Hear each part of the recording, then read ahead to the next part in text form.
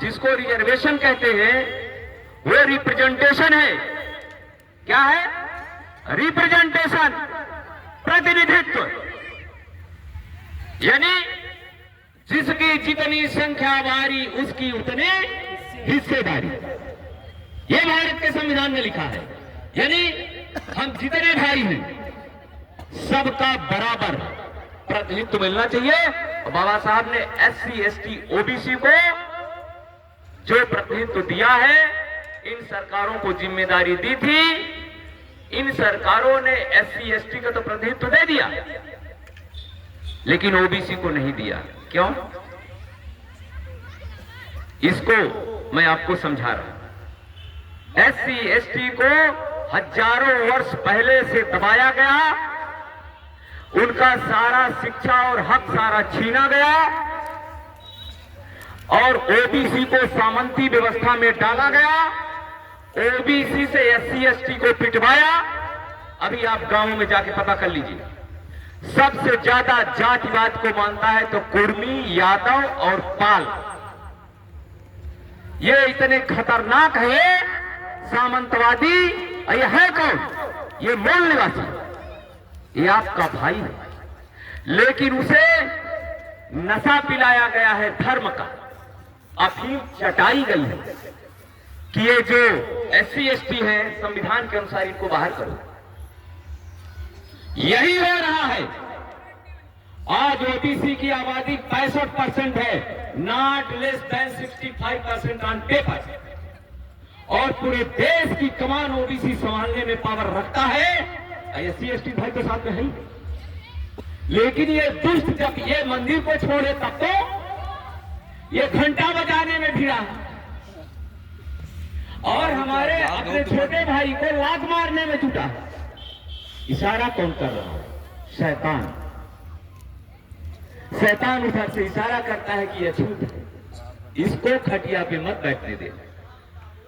ये कुर्मी और यादव के ब्लड में घुसा हुआ है।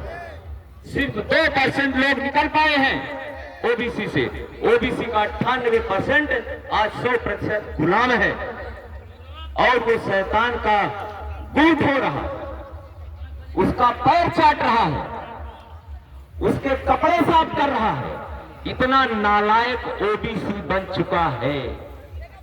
और ये मैसेज आप लोग समझाइए कि तुम गुलाम हो और हम स्वतंत्र हैं। मैं इसका प्रतिनिधित्व कर रहा हूं और खुले मैं चैलेंज करता हूं कि जिस दिन ये गुलामी को समझ जाए उस दिन ये सत्ता पे काबिज हो सकता है।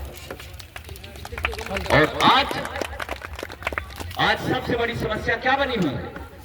हम लोग जो जातियों में बटे हुए हैं, बाबा साहब कितने विद्वान थे जिसको सिंबल ऑफ नॉलेज कहा गया, उन्होंने 6743 जातियों को सिर्फ 3 ग्रुप में लाके खड़ा किया। बताइए। और 1950 से और आज तक 75 साल हो गए और हम लोग जाति का टैग नहीं छोड़ रहे हैं, जबकि जाति अपमान सूचक शब्द है। कैसे? मैं आपको भी बता दूं। अभी आप कोई पब्लिक काम वर्क हो रहा हो, कोई बारात हो और वहां पूछेगा, कौन पूछेगा? शैतानी मानसिकता का व्यक्ति आपकी जाति पूछता।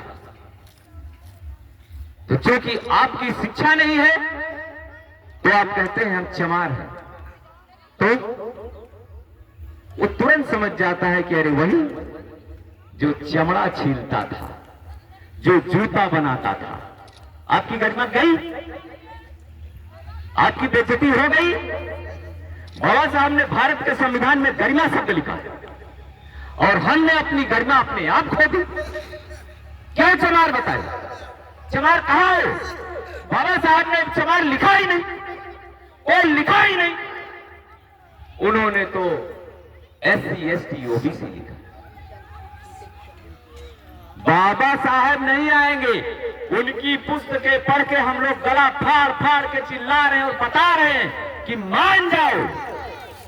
और जिस दिन ये अपमानजनक शब्द छोड़ दोगे, आप भी चौराहा पे बोलो कि मैं इस देश का मूल निवासी हूं।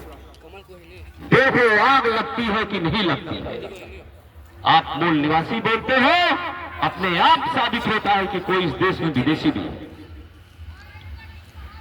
हर शब्द का अपोजिट होता है और आपकी 90% आबादी यही ये कौन सा स्थान है? जोरबट के जो मूल निवासी हैं उनके कानों में शायद आवाज जा रही हो। और मूल निवासी रज्जन भाई बता रहे थे कि हम घर घर पर्चा बांटे हैं, लेकिन ये ओबीसी सोता हुआ हाथी नहीं, महाहाथी है।